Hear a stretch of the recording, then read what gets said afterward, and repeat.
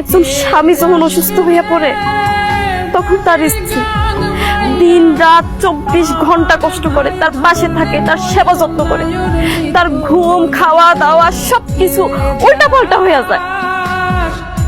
কিন্তু একজন স্ত্রী অসুস্থ হয়ে তার স্বামী কি তার এটা সেবা যত্ন করে? কোন রকম একটা ডাক্তার দেখায়, নাহলে হাতে করে কিছু ওষুধ নিয়ে আসে।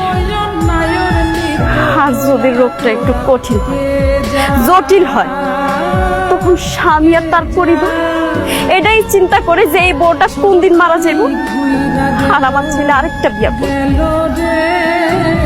আসলে আমরা নারী, আমরা স্ত্রী যেভাবে স্বামী তার পরিবার আপন ফেরা দেয়, স্বামী বা তার পরিবার আমাদেরকে ওই রকম ভাবে ভাবে।